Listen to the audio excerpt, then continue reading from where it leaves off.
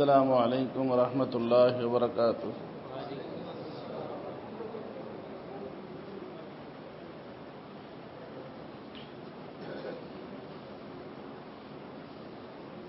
الحمد لله وكفى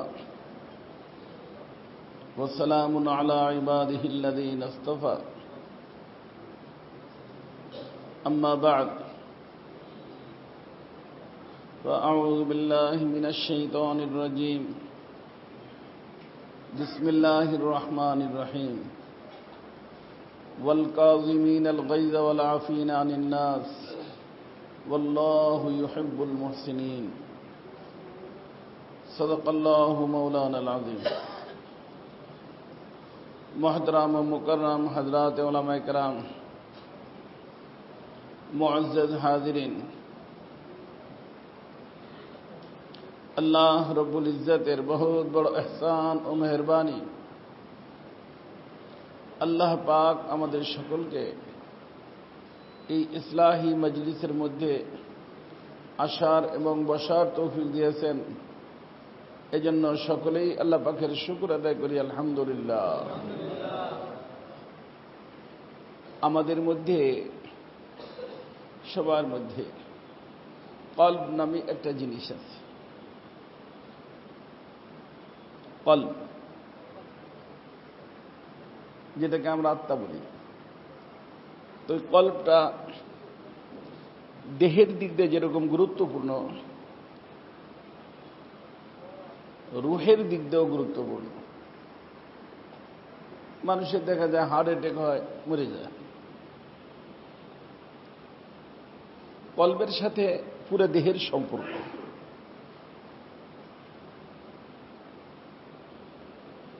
এই কলবের থেকেই ব্লাড পুরো দেহে যায়। এখন কলবটা যদি রোগী হয় তো রোগযুক্ত ব্লাড সার্কুলেশন হয়, আর কলবটা যদি সুস্থ হয় তো সুস্থ ব্লাড সব জায়গায় যায়। কথা বুঝছেন? এই জন্য রাসূলুল্লাহ সাল্লাল্লাহু আলাইহি ওয়াসাল্লাম বলছেন, আলা ইন্না ফিল জাসাদি লামুদগা। আমার উম্মতেরা সকলে কান খুলে শোনো, লক্ষ্য করে শোনো।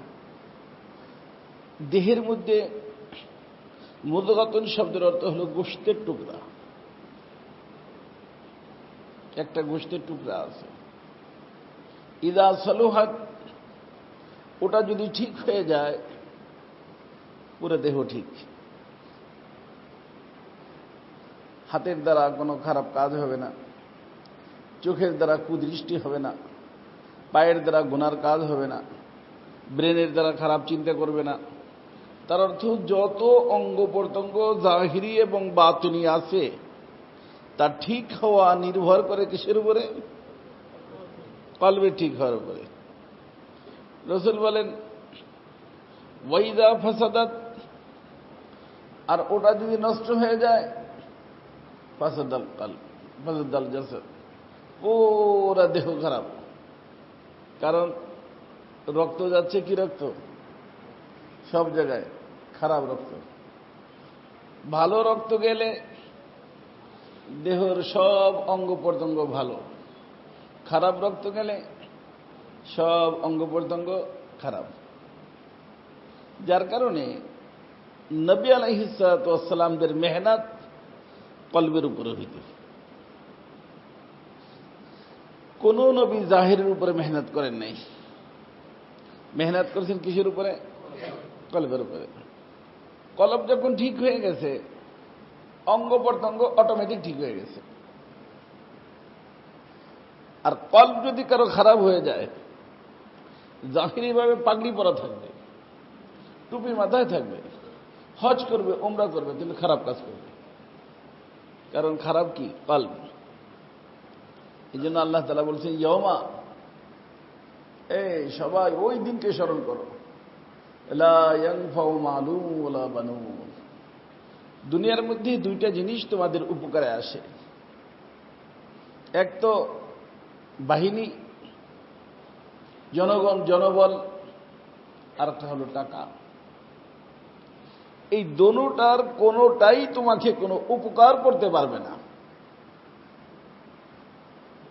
একটা দিন তোমার সামনে আসবে, ওই দিন যদি তুমি উপকৃত হতে চাও তো আল্লাহ রব্বুল ইজ্জতের সামনে তোমার দেহের ভিতর যে কলবটা আছে, রোগ মুক্ত একটা কলব আল্লাহকে পেশ করতে হবে। কলবে সালিম, রোগ মুক্ত, রোগযুক্ত না। এই জন্য আমি শুরুতেই আপনাদের খেদমতে কলবের যে ব্যাধিগুলো হয় আমি বলছিলাম 10 প্রকার। ধারাবাহিকভাবে আলোচনা শুরু করেছিলাম। তো গত মাস, তার আগের মাসে কলবেরই একটা রোগ, যার নাম হলো ক্রোধ, রাগ। এটা আত্মার রোগ। এটার পার্সেন্টেজ এই আপনার দুনিয়ার ডাক্তার বের করতে পারবে? পারবে? যে লোকটার ভিতরে কত পার্সেন্ট ক্রোধ আছে বের করতে পারবে? পারবে না। কিন্তু ক্ষতিকারক, কঠিন একটা রোগ। তো এই রোগ সম্পর্কে আমি আলোচনা করছিলাম এবং বলছিলাম যে কিছু আলোচনা পরের মাসে করব। কিন্তু ঘটনাক্রমে গত মাসে আর একটা বিষয় আলোচনা করছিলাম। তো যাওয়ার সময় কে যেন এখানে কোনো বুজুর্গ বলছেন যে আপনি তো বলছিলেন যে ক্রোধ সম্পর্কে আরো কিছু বলবেন, তা তো বললেন না। তো খুশি লাগছে যে আলহামদুলিল্লাহ মনে রাখছে। আল্লাহ তাআলা চান, এই জন্য বলা হয় কলব, যে কলব পুরো দেহ আল্লাহ বানাইছেন আমাদের বিভিন্ন কাজের জন্য, আর কলবটাকে আল্লাহ তাআলা বানাইছেন আল্লাহর জন্য। কলবটা দুই জিনিসের স্থান হইতে পারে, হয়তো আল্লাহ পাকের হইতে পারে অথবা শয়তানের হইতে পারে। কলব যদি রোগী হয়, অন্ধকার, শয়তানের ঘর। আর কলব যদি রোগ মুক্ত হয়ে যায়, আল্লাহ পাকের আরশ। এই জন্য বলা হয় কুলুবুল মুমিনিনা আরশুল্লাহ, মুমিনের কলব আল্লাহ পাকের আরশ।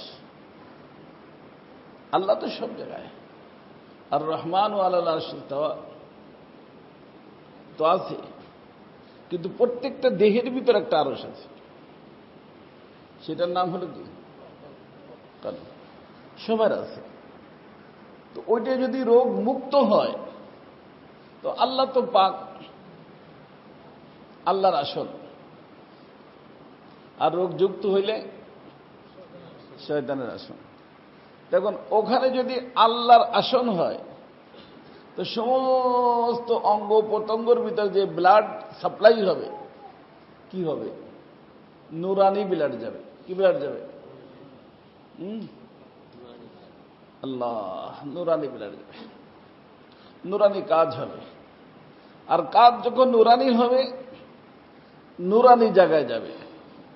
সামনে আল্লাহ পাক জায়গা বানিয়েছেন কয়টা? একটা নুরানি, একটা নুরি, একটা নারী। নুরির নাম জান্নাত, নারীর নাম জাহান্নাম। কথা কি বুঝতেছেন সবাই? এটা ধনী গরিবের সাথে সম্পর্ক নেই, আলেম গায়ের আলেমের সাথে সম্পর্ক নেই। দেখতে হবে তার দিলের অবস্থা কি, দিলের ভিতর আসন কার। পুরুষ আর মহিলার কাছে কথা নেই, তার দিলের ভিতর আসনটা কার। আসন যদি আল্লাহর হয় তো আল্লাহ হলেন পাক, কলবকে বানাইতে হবে পাক। নাপাক কলবের ভিতর আল্লাহর আসন হবে না। আলেম উপরে লিবাস ভালো, কলব নাপাক, আল্লাহর আসন হবে না। ওই আলেমের দ্বারাও খারাপ কাজ হবে, কঠিন কঠিন খারাপ কাজ তার থেকে হবে। তার কারণ হলো যেখান থেকে কাজ নিয়ন্ত্রণ হয় সেটা কোথায়? সেখানে বসাকে শয়তান। ওখানে যদি আল্লাহ থাকে ভালো কাজ হবে, ওখানে যদি শয়তান থাকে খারাপ কাজ হবে। আল্লাহর আসন গ্রহণ করার জন্য শর্ত হলো আল্লাহ হলেন পাক, কলব হইতে হবে রোগ থেকে পাক। কারণ এই রোগ প্রত্যেকটাই না পাক। রোগ খারাপ না ভালো? যে কোনো রোগ ভালো না খারাপ? খারাপ থেকে পাক হইতে হবে। পাক হইতে দেরি, আল্লাহর আসন গ্রহণ করতে দেরি নাই। আর নাপাক হইতে দেরি, আল্লাহ ওখান থেকে চলে যাবেন, আল্লাহ থাকবেন না। আর আল্লাহ যখন কলবের ভিতর থাকবেন না, সাথে সাথে আসন গ্রহণ করবে কে? মিস্টার ইবলিস। যত দুনিয়ার খারাপ কাজ, জাহিরি লেবাস ভালো, পোশাক ভালো, খারাপ কাজ করবে, অন্যায় কাজ করবে। এই জন্য আমার ভাই দোস্ত, সকলকেই খেয়াল রাখতে হবে যে কলবের ভিতর যেন এক জাররা পরিমাণও কোনো জায়গা কালো না থাকে। যত গুনাহ হলো কালো। এই জন্য দেখবেন হাদিসের ভিতরে আসতে উলামা কেরাম আছেন যে বান্দা যখন কোনো গুনার কাজ করে, নুকিতাত ফি কলবিহি নুকতাতুন সাউদা। গুনাহ হলো কালো, গুনাহ হলো কালো। যে কোনো গুনাহ যখন বান্দার থেকে হয়, তখন ওই গুনাহটা তার কলবের ভিতরে যায়, একটা কালো রূপ ধারণ করে। নুকতাতুন সাউদা, সাউদা মানে কালো, কালো দাগ হয়। কালো দাগটা যদি কোনো কেমিক্যালের মাধ্যমে উঠানো হয়, ওই কালো দাগ উঠানোর কেমিক্যাল আল্লাহ সবার হাতে দিচ্ছেন। ওটার নাম হলো তওবা। আমি তওবা সম্পর্কে বলছি। ওই কেমিক্যালের নাম কি? কালো দাগ ভরছে। যে ওই দিন আমি এখানে গেছি, আমার এখানে যে তরকারি দাগ ভরে গেছে, তো ওই হুজুরে একটা শিশি নিয়ে আসছে, আইনে তারপর কি করে দিলেন, লাগাই দিলেন, তো দেখলাম মাশাআল্লাহ পরিষ্কার হয়ে গেছে। তো কেমিক্যাল আছে না? তো কলবের ভিতর যদি কালো দাগ ভরে বাবা, যে কোনো মানুষের ভরতে পারে, যে কোনো মানুষের। নবীদের ভরে না, নবী তো নাই। উম্মতের ভিতর যে যত বড়ই হোক, আমির সাহেব হোক, পীর সাহেব হোক, মৌলানা সাহেব হোক, ইমাম সাহেব হোক, বুঝেননি? আর মনে করেন প্রশাসনের দিক দিয়ে বড় কোনো অফিসার হোক, যে যাই কিছু হোক, গুনাহ হইছে, কাপড়ে দাগ ভরে না, সাথে সাথে দাগটা যে দাঁড়ায় কোথায়? কলবে। তো কলবের দাগটা যদি আমি আল্লাহর দেওয়া কেমিক্যাল দিয়া ক্লিন করে ফেলি, আল্লাহ রাসূল বলেন না, তাইবু মিনাজ যামবি কামান লা যামবা লাহু। ও কেমিক্যাল লাগানোর সাথে সাথে এমন হয়ে যায়, নাই, কেমন যেন হয়নি। কারণ আগেও কাপড় পরিষ্কার ছিল, এখনো পরিষ্কার। কথা বুঝছেন? আর রাসূল বলেন যে যদি এটা না করে পরিষ্কার, তা আজকে একটা, আর একটু পরে আর একটা, আর গুনায় গুনাহ টানে, গুনায় আর একটা। রাসূল বলেন যে এই কল্পটা তখন এমন হয়ে যায় যে পুরাটা কালো হয়ে যায়। যেরকম যে আয়না দেখেন না, আয়নার উপরে যে কালো স্পট পড়ে, পরিষ্কার করলেন ভালো, যে না করেন আস্তে আস্তে আস্তে আস্তে তার সামনে দাঁড়াইলে কি চেহারা দেখা যায়? তো এই কলবের পরিস্থিতি রাসূল বলেন এমন হয়ে যায় যে তার সামনে কোরআনের বাণী, হিদায়াতের বাণী, রাসূলের বাণী, আল্লাহর বাণী পেশ করা হয়, ও দেখি না। লাহুম কুলুবুন লা ইয়াফকাহুনা বিহা ওয়া লাহুম আয়ুনুন লা ইউবসিরুনা বিহা ওয়া লাহুম আযানুন লা ইয়াসমাউনা বিহা উলাইকা কাল আনআম বাল হুম আযাল। সব কিছু থাকার পরেও তার কিছু নাই, সব কিছু থাকার পরেও তার কিছু। কথা বুঝছেন? তো আমার ভাই দোস্ত, পানি খাওয়া, পানি।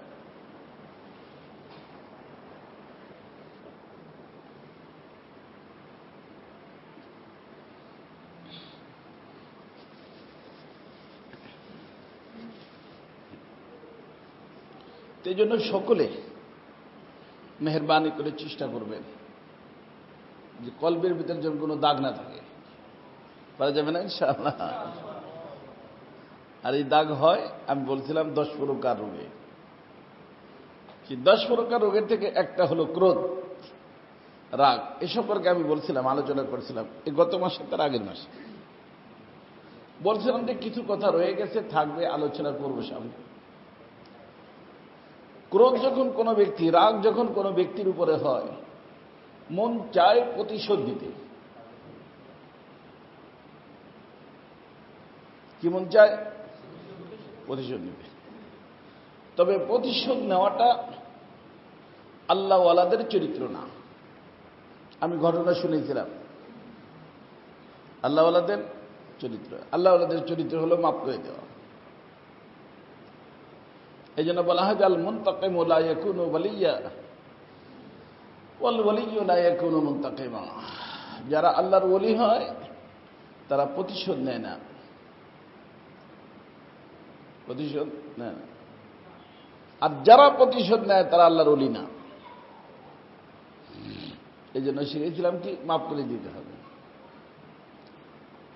কিন্তু দেখা যায় এই যে আজকের কথাটা কিন্তু নতুন, গত মাসে যেই জিজ্ঞেস করছিলেন মনে নেই আমার, লক্ষ্য করবেন, প্রতিশোধ নিতে পারল না, মাপও করতে পারল না, তো দিলের ভিতরে একটা কষ্ট থেকে যায় না? এই কষ্টটাও আমাদের সুলুক ও তরিকাতের লাইনে একটা রোগ। কারণ দিলটা কিন্তু সামান্যতম জিনিসে হলেও এঙ্গেজ থাকলো,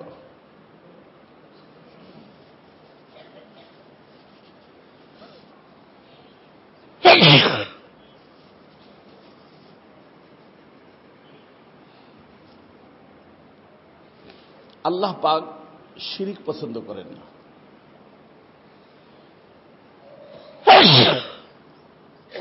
কোনটা ফ্যান? একটা ফ্যান একটু বন্ধ করে।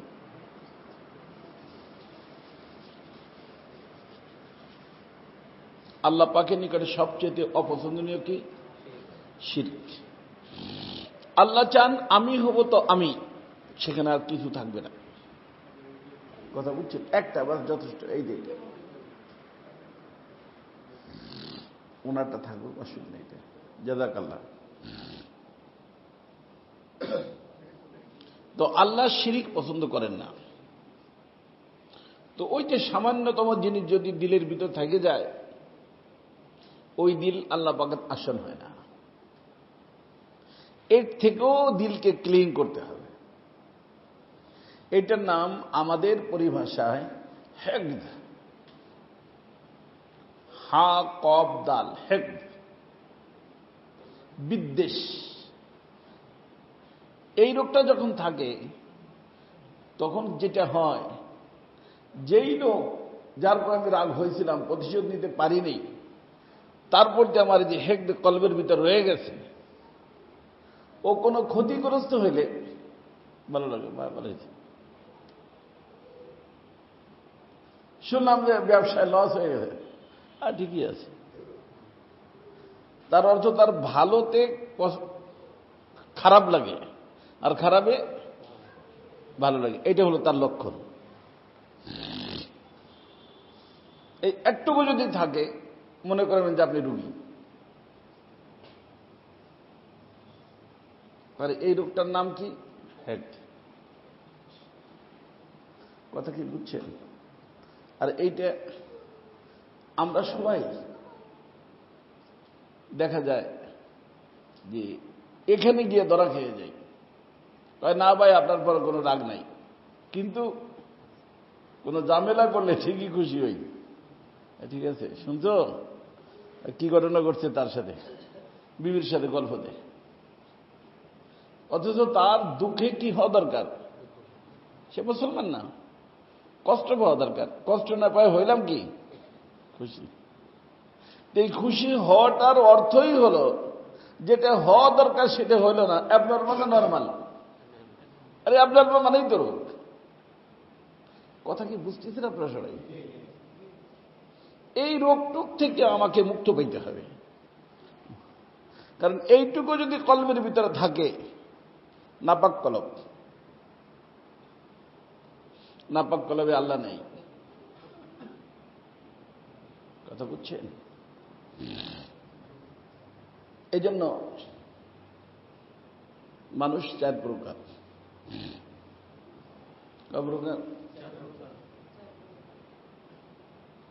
সবচেয়ে উত্তম মানুষ, সবচেয়ে খারাপ মানুষ, আর 2 প্রকার মানুষ মাঝামাঝি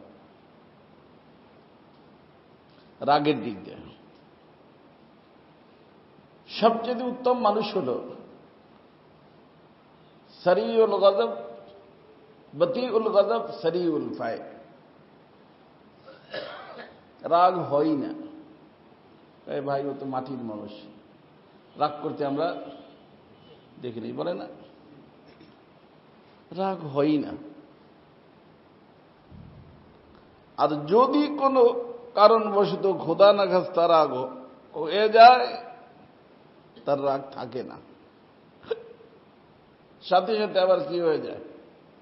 রাগ মিটে যায়। রাগ হইতে দেরি, মিটতে দেরি নেই। কি হলো ভাই? হ্যাঁ,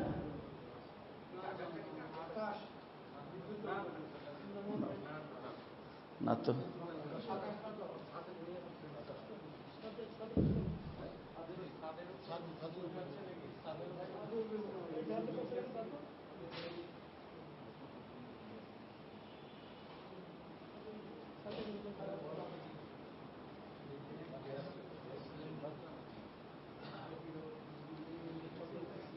আল্লাহ আল্লাহু খায়রুন হাফিজা।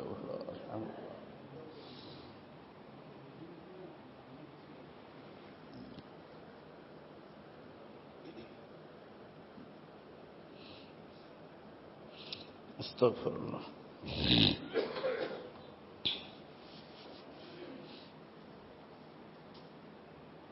তো 1 প্রকার মানুষ কি হলো? সর্বোত্তম মানুষ, বতিউল গজব, সরিউল ফায়। এর অর্থ হল গজব মানে রাগ। রাগ হয় না, রাগ হয় না, কিন্তু যদি হয়ে যায় ধরে রাখে না, সাথে সাথে আবার কি শেষ। রাসূলুল্লাহ সাল্লাল্লাহু আলাইহি ওয়াসাল্লাম বলেন যে এই মানুষটা সবচেয়ে ভালো মানুষ। যার যারে মিলে বেন্দি জেরে যে কোন গ্রুপে আছেন, বুঝে আসছে না? এলে সবচেয়ে ভালো, আর সবচেয়ে খারাপ সরিউল গজব, বতিউল ফায়। কোথায় কোথায় রাগ। আর একবার রাগ হয়েছে 10 বছর শ্বশুর বাড়ি যায় না। গায়ে আমার শ্বশুরেই বলছিল, আমার শাশুড়ি বলছিল, যাও তুমি যাও, আমি যাবো না। 10 বছর হয়ে গেছে, এখনো কি শেষে নাই? রাগ শেষে নেই। কথা রাগ, কথায় কথায় রাগ, শেষ হওয়ার না মনে না। আছে না এরকম মানুষ? তো দ্রুত রাগ হয়। কি হয়েছে বুজুর্গ?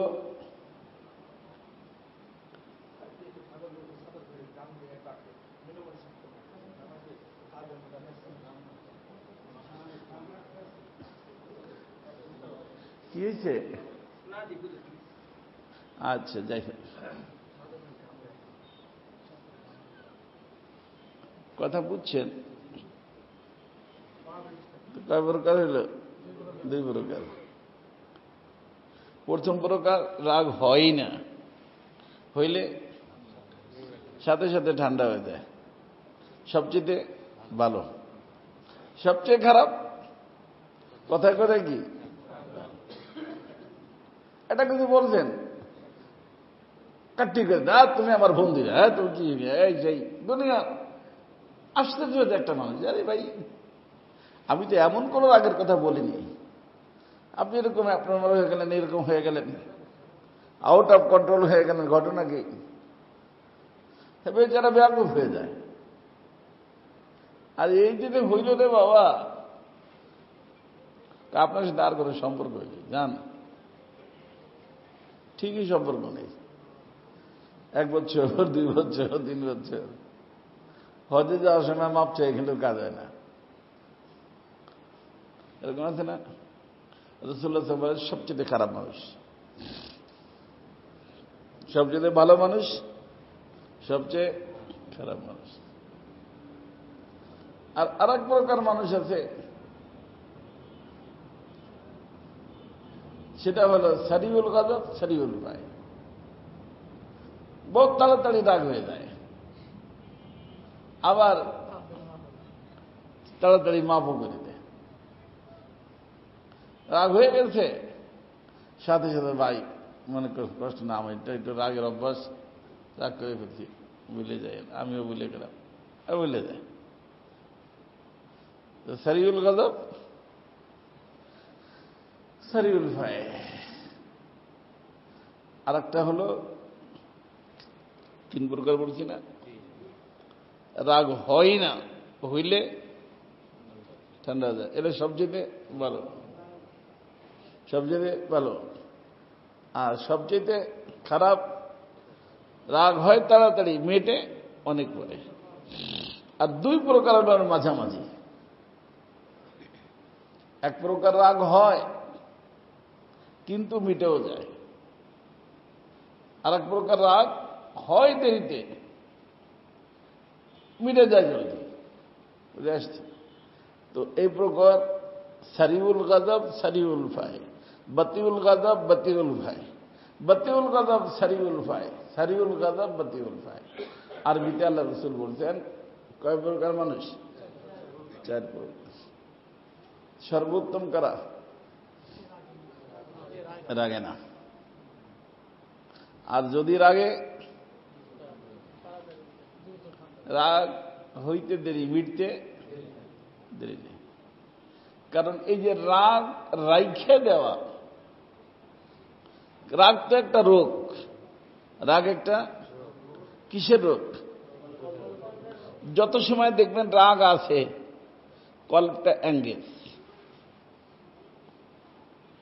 আর কলব এঙ্গেজ হইলে কে নাই? কে নাই? আল্লাহ নাই। কথা বুঝছেন? কলবটা এঙ্গেজ।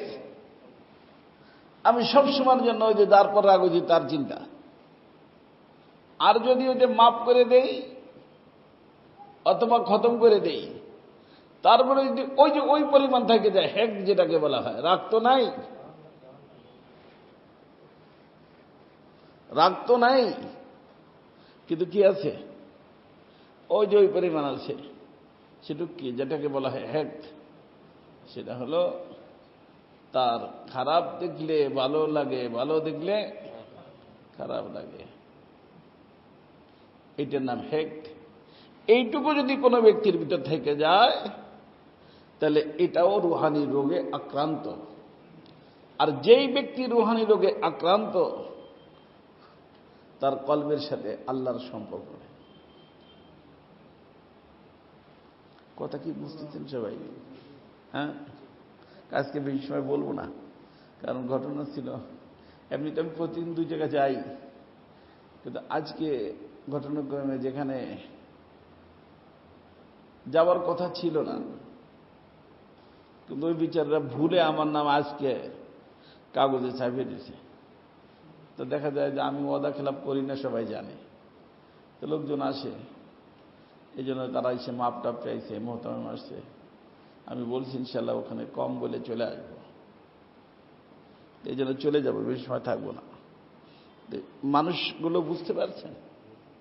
আর এই যে রুহানি রোগের থেকে মুক্তি পাওয়া কত প্রয়োজন, এটুকু বুঝতে পারছেন? শোনেন, আলেম হন, গায়ে আলেম হন, মোহতাবেম হন, প্রিন্সিপাল হন, পুলিশ, আর্মি, এই সেই যাই হন। আজকে আমি আমার বিবিরে বলতেছিলাম যে শোনো, আল্লাহ,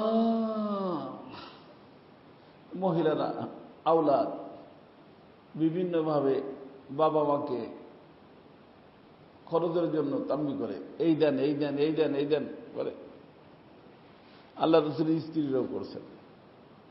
আল্লাহ রসুল রাগ হয়েছেন একবার, সব মহিলারা আমি জানরা এসে আল্লাহ রসুলকে বলছি, ইয়া রাসূলুল্লাহ, আমাদের খরচপাতি বাড়ান, যেই খরচ আপনি দেন এটা আমাদের কি হয় না, খরচ হয় না, বাড়ান।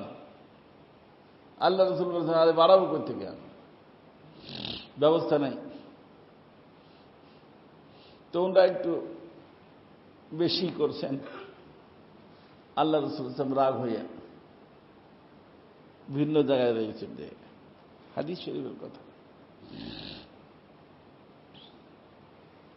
তো আপনার এবং আমার, ও আহলিয়া বিচারীকে বলতেছিলাম, ওই এক ঘটনা আসছে, এক মেয়ের বিবাহ হয়েছে সেখানের ব্যাপারে। সেই জন্য বলছিলাম, দেখো, জোর জবরদস্তি তোমরা করে খরচ করাও, কিন্তু কিয়ামতের দিন কি বিবি থাকবে? ইয়াউমা ইয়াফিরুল মারউ মিন আখিহি ওয়া উম্মিহি ওয়া আবিহি ওয়া সাহিবাতিহি, সাহিবা মানে বিবি, ও বানি, বানি মানে আওলাদ, যে বিবির জন্য, যে আওলাদের জন্য, যে বাবার জন্য, যে মার জন্য, যে ভাইয়ের জন্য আমি যা কিছু করলাম, কিন্তু এর একজনও তো আমার সামনে থাকবে না। ওখানে তো আমাকে 5 প্রশ্নের সম্মুখীন হতে হবে। সেই প্রশ্নের ভিতরে একটা প্রশ্ন হবে, মিন আইনা ইকতাসাবা ফিমা আনফাকা,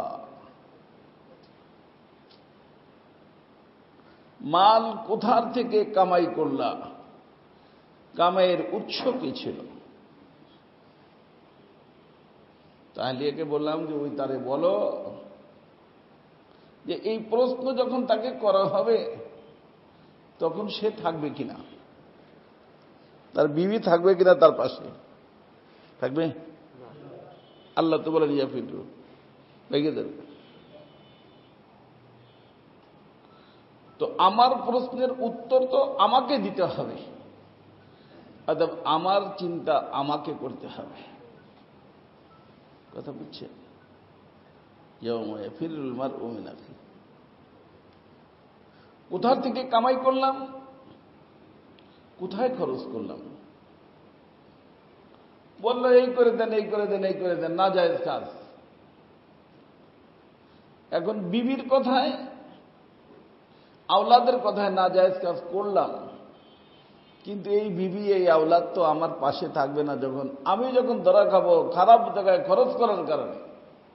আরে প্রশ্ন যখন হবে উত্তর তো দিতে হবে, কোথায় খরচ করছো? আমি বললাম একটা টিভি কিনেছিলাম, ছেলেরা শোনে না, বিবি শোনে না, টিভি কিনেছিলাম, তো খরচটা কোথায় হলো? জায়েজ জায়গায় না, না জায়েজ জায়গায়? না জায়েজ জায়গায়। তো যখন আমাকে জিজ্ঞাসা করা হবে উত্তর তো আমাকেই দিতে হবে। টাকা কামাইয়ের উৎস কি ছিল? ঘুষ নিয়েছিলাম, উত্তর কে দিবে? আমি দিব না বিবি দিবে? নিলাম বিবির কারণে, নিলাম আওলাদের কারণে, প্রশ্নের সম্মুখীন আমি। এই জন্য আমার ভাই দোস্ত, কু আনফুসাকুম, প্রথম নিজেকে বাঁচাইতে হবে। এই জন্য আমি এই যে আমাদের ওই দিন গেছি একখানে বৈরব, আমার মুরিদ একটা, আমার খলিফা নির্বাচন করবে, ইলেকশনে দাঁড়াবে। তাই আমি বললাম, বাবারে, নির্বাচন করা সহজ, কিন্তু নির্বাচন করার আগে তোমাকে চিন্তা করতে হবে যে এই যে তোমার 3.5 হাত দেহ, এটা তোমার অধীনে। কার অধীনে? আমার অধীনে না। এটা হাত কার অধীনে? ব্রেন, মুখ, এই সব জাহিরি বাতিনি অঙ্গ প্রত্যঙ্গ আমার অধীনে। প্রথম নম্বর চিন্তা করতে হবে যে আমার এই অঙ্গ প্রত্যঙ্গগুলোকে আমি আমার মালিকের হুকুম অনুযায়ী পরিচালনা করতে পারতেছি কিনা। কথা বুঝতেছেন? এরপরে ফ্যামিলি, এখানে যারা আছেন, সকলের অধীনে ফ্যামিলি সদস্য আছে না? এই ফ্যামিলির সদস্য তো হক আছে। এই ওর 8 জন 10 জন 5 জন ফ্যামিলি, এই ফ্যামিলির সদস্যদের হক যথাযথ তাদেরকে দিয়ে আমি আমার জীবন পরিচালনা করতে পারতেছি কিনা, দ্বিতীয় নম্বর চিন্তা। 3 নম্বর চিন্তা, আমার ফ্যামিলির বাহিরেও লোক আছে, বাবা মা আছে, ভাই বেড়াদার আছে, ফুফু আছে, খালু আছে, চাচা আছে, অমুক আছে, শ্বশুর বাড়ি আছে, আছে না? তাদের হক আমি আদায় করতে পারতেছি কিনা। স্টেপ বাই স্টেপ তো আগে বাড়তে হবে। প্রতিবেশী আছে, আমার মুআমালা যাদের সাথে হয়, ব্যবসায়ী পার্টনার আছে, তাদের হক আদায় করতে পারছি না। আমি একজন প্রিন্সিপাল মোহতামেম, আমার ছাত্র আছে, আমার শিক্ষক আছে, আমার বাবুর্চি আছে, আমার পরিষ্কার পরিচ্ছন্ন দায়িত্বে লোক আছে, এটা সকলেই আমার অধীনে। এদের হক আমি আদায় করতে পারতেছি কিনা। হ্যাঁ, আল্লাহ মেহরবানি করে কাউরে এরকম তৌফিক দেয়, তখন সে হিম্মত করতে পারে, ঠিক আছে একটা উপজেলা 2টা উপজেলার লোক আমার অধীনে যারা হবে তাদের হক আমি আদায় করতে পারব। ওমর রাদিয়াল্লাহু তাআলা আনহু কি বলতেন, যে আমার রাজত্ব যত দূর, এর ভিতরে রাস্তা উঁচু নিচু হওয়ার কারণে যদি মানুষ কষ্ট পাওয়া না, কোনো উটও হোঁচট খেয়ে পড়ে যায়, কিয়ামতের দিন আল্লাহ পাক আমাকে জিজ্ঞাসা করবেন যে তোমার রাজত্বে রাস্তা উঁচু নিচু কেন ছিল, আমার একটা মখলুক উট কেন কষ্ট পায় না? হ্যাঁ, আছে না হাদিস শরীফে? কিভাবে যে হুজুররা হিম্মত করে আমার বুঝে আসে না। আর যাদের আখিরাত নাই তারা হিম্মত করে, তাদের কথা ভিন্ন। এই দায়িত্ব নেওয়ার আগে, বিয়ে করার আগে, আমি বলছি বিয়ে তো করবেন, বিয়ে করার আগে কি দেখতে হয়, যে আমি তার হক আদায় করতে পারবো কিনা, নাকি না বিয়ে এ চিন্তা ছাড়াই বিয়ে করা যায়? কি বলেন আপনারা? আরে বিবাহ কোন ব্যক্তি করবে? যেই ব্যক্তির এই বুঝ থাকবে যে আমি যেই বিচারীকে বউ বানায় নিয়ে আসব, তার শারীরিক হক এবং অন্যান্য হক 2 প্রকার। একটা হলো তার শারীরিক হক, এটা ছেলে জানতে হবে, বুঝতে হবে যে হ্যাঁ আমি তার স্বামী হিসেবে, সে স্ত্রী হিসেবে যা আমার নিকট পাওনা, সেই হকটা আমি আদায় করতে পারবো, তাহলে তার বিয়ে জায়েজ না, বিয়ে জায়েজ নাই।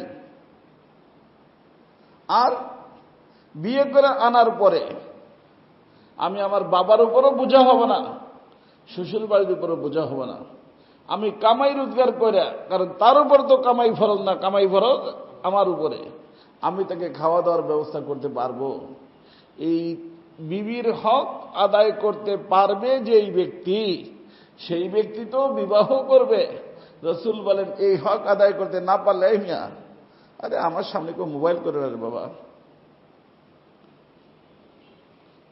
বিয়ে করা যায় না? না যায়, না যায়, হক আদায় করতে পারবে না, যায় নাই।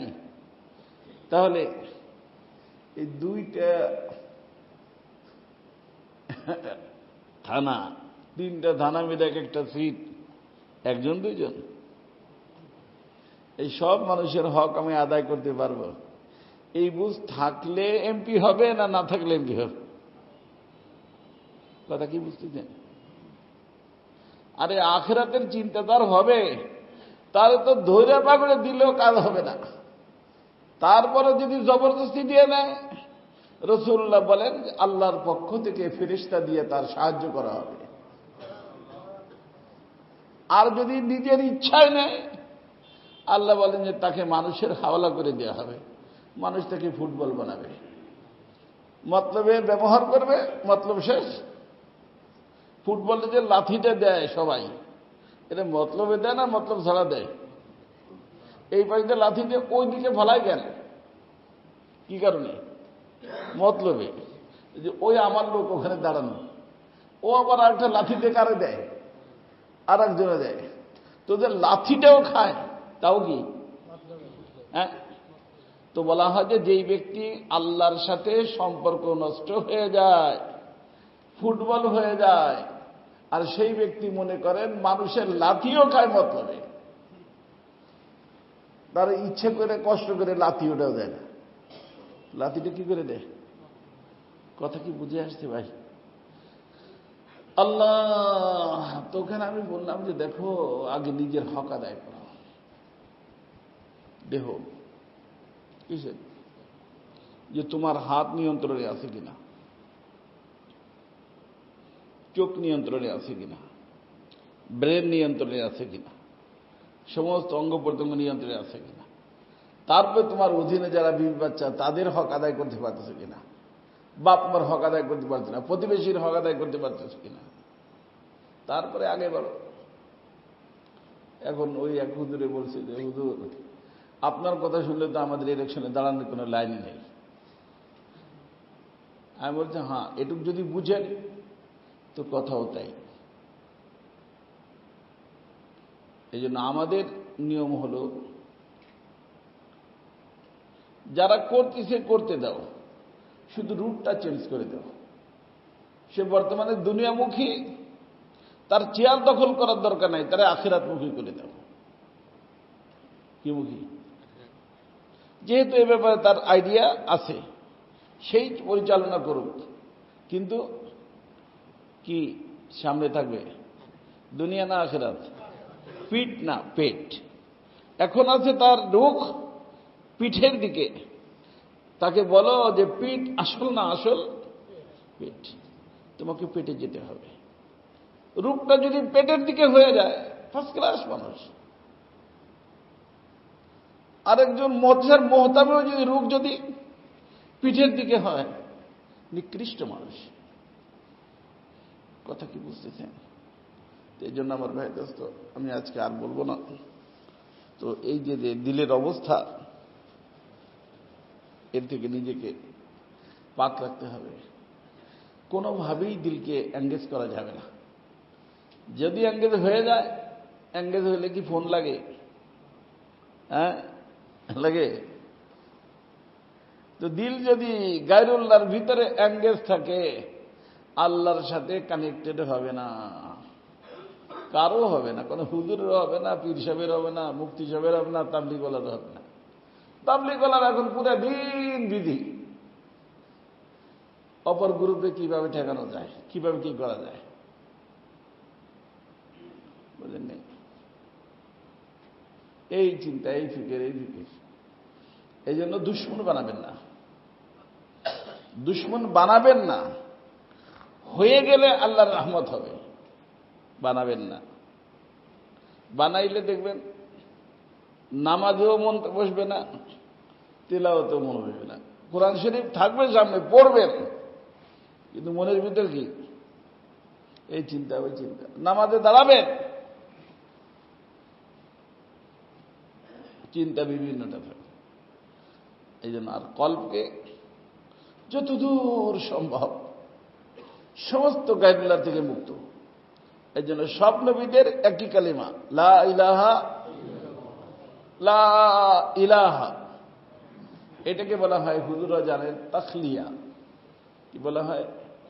তাখলিয়া। প্রথম খালি করতে হয়। নতুন কোন জিনিস যদি ভিতরে ঢুকাইতে হয়, খারাপ জিনিস থেকে যদি একটা শিশি, তো খারাপটা থাকতে কি আতর ঢুকাইলে কাজ হবে? ভিতরে আছে পেশাব, কি বলে, এখন উদ আতর ঢুকাই দিলেন, কাজ হবে? কি করতে হবে? আগে খালি করতে হবে, ক্লিন করতে হবে। এই যে এই প্লেটটা এখন হোয়াইট আছে, আপনি অন্য কোনো কালার করতে চাচ্ছেন, আগে কি করতে হবে? আগে ক্লিন করতে হবে, তাই না? ক্লিন করে তারপর অন্য কালার দিতে হবে। তো আমাদের কলবের ভিতরেও এরকম দুইটা কাজ, একটা হলো তাখলিয়া, একটা হলো তাহলিয়া। তাখলিয়া মানে এই যে খারাপ যত জিনিস আছে সব জিনিস দিয়ে ছোট বড় কোনো স্পট থাকতে পারবে না। এই যে মেয়েদেরকে মনে করে যে বিউটি পার্লারে সাজায়, কি করে? প্রথম তাখলিয়া করে, সব জায়গায় একই নিয়ম। প্রথম ক্লিন করে, তারপরে মেকআপ করে না, আগেই মেকআপ করা শুরু করে দেয়। আগে তার দাগ দাবা স্পট স্পট যা আছে ওগুলো পরিষ্কার করে, এরপরে বিভিন্ন প্রকার রং করে, সুন্দর হয়ে যায়। তো আমাদেরকেও আমাদের আল্লাহর জন্য সুন্দর হইতে হবে বাবা। যে যাই কিছু হই, কার জন্য? আল্লাহর জন্য। তো সেই সৌন্দর্যের জন্য সবাইকে প্রথম হলো তাখলিয়া। সব গায়রুল্লাহকে সব জায়গার থেকে বলে নেই, কলবের থেকে বের করে দিতে হবে। দুনিয়াও থাকবে না কলবের মধ্যে। এই জন্য বলা হয় যে দুনিয়ার মিসাল হলো পানির মতো, দিনের মিসাল হলো নৌকার মতো। নৌকা চালাইতে হইলে পানি লাগবে, কিন্তু পানি নৌকার ভিতরে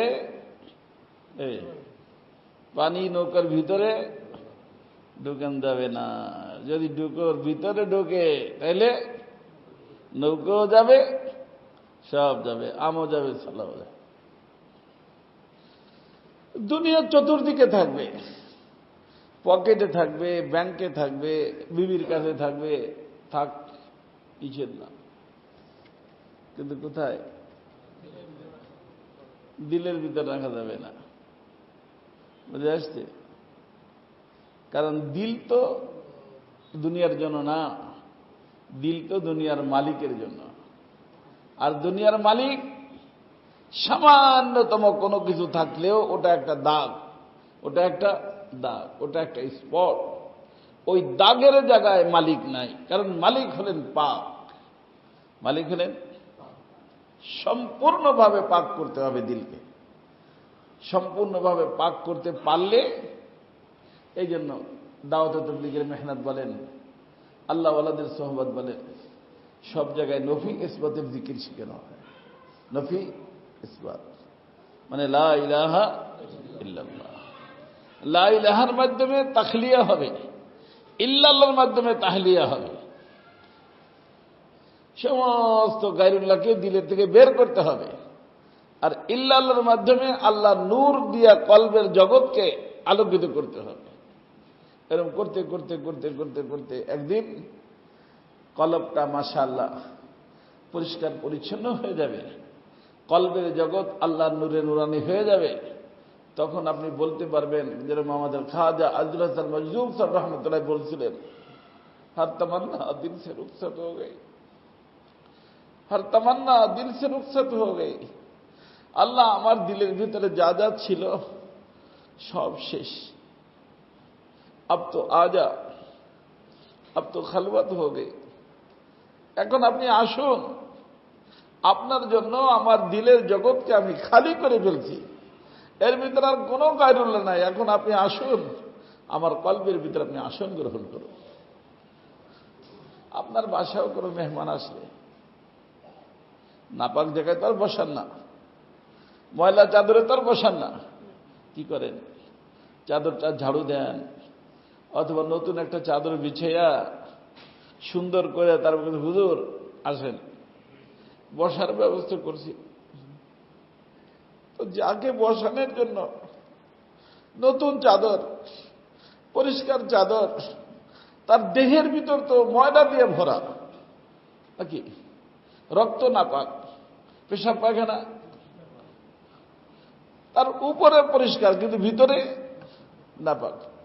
তো তাকে বসানোর জন্য যদি পরিষ্কার পরিচ্ছন্ন চাদর লাগে দোস্ত, আল্লাহকে যদি ডাক দিতে চান যে আল্লাহ তুমি আমার কলবের ভিতরে আসন গ্রহণ করো, এই কলবকে পাক করতে হবে না?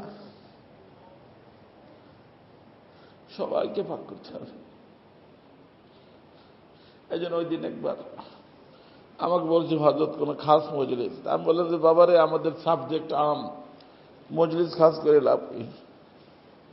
কারণ আমাদের সবাই কিন্তু জান্নাতে যেতে হবে। যারা এমপি তারা জান্নাতে যাবে না, যারা মন্ত্রী তারা যাবে না। প্রেসিডেন্ট ওই যে ওই দিন গেছিলাম, এখানে আমাদের এখানে আছে না র্যাব 1, ওদের জান্নাতে যাওয়া লাগবে না? হ্যাঁ, পুলিশদের যাইতে হবে না? সবার যাইতে হবে। ব্যবসায়ীদের যাইতে হবে, ওয়ারির মানুষ হোক, উত্তরার মানুষ হোক, আর ধানমন্ডির হোক আর গুলশানের হোক, যাইতে হবে কোথায়? জান্নাতে। তরিকা একটা, কয়টা?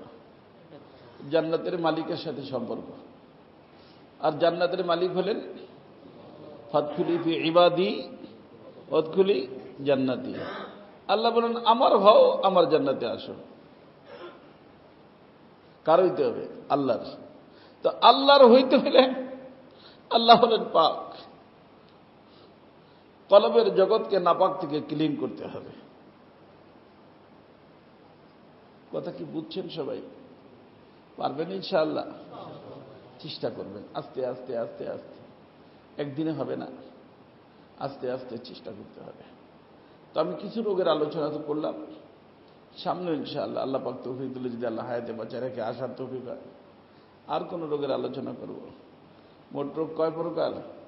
10 প্রকার। উৎস কয়টা? 2টা। একটা দেহের সাথে সম্পর্ক, আর একটা বাহিরে।